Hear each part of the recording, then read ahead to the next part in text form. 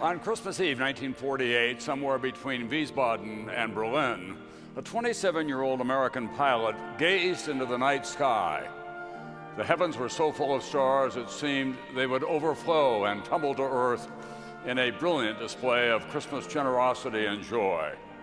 Hal, as he was known to his crew, wrapped his hands around the yoke of a C-54 cargo plane, which was packed with 20,000 pounds of flour. This is the real spirit of Christmas, he thought to himself, as he guided his plane toward Tempelhof Air Base in West Berlin. From little things come big things, his father used to say. A broad smile crossed Hal's boyish face. Hal broke the gum into 4 pieces and passed it through the fence.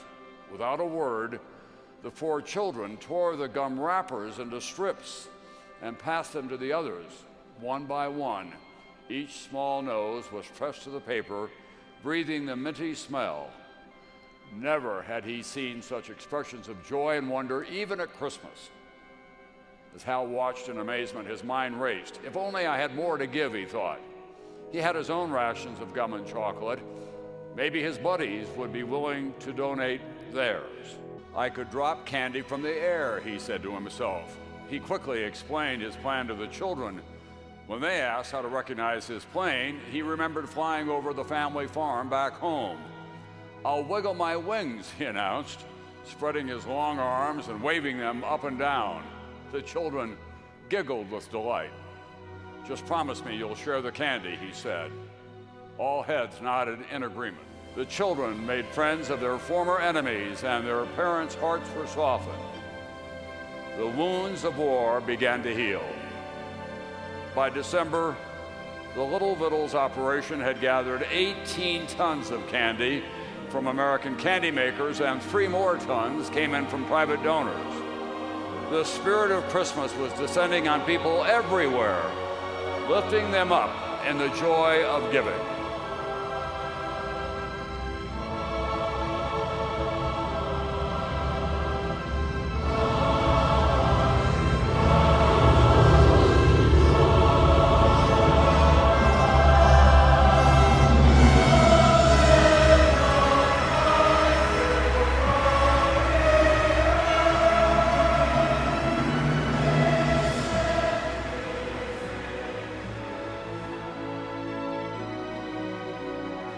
Ladies and gentlemen, please welcome the candy bomber himself, Colonel Gale Hal Halverson, now 92 years young.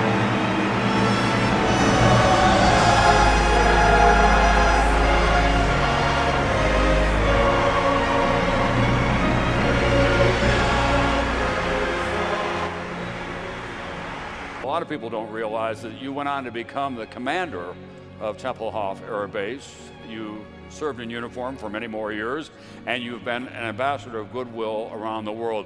We thought it only fitting that we should give you 2 sticks of gum because they changed your life and the lives of so many. Well, thank you, Tom. This little gift changed my life forever. Thank you very much. And you're wearing the same flight suit that you wore back then. I got it big enough to start with. That's important.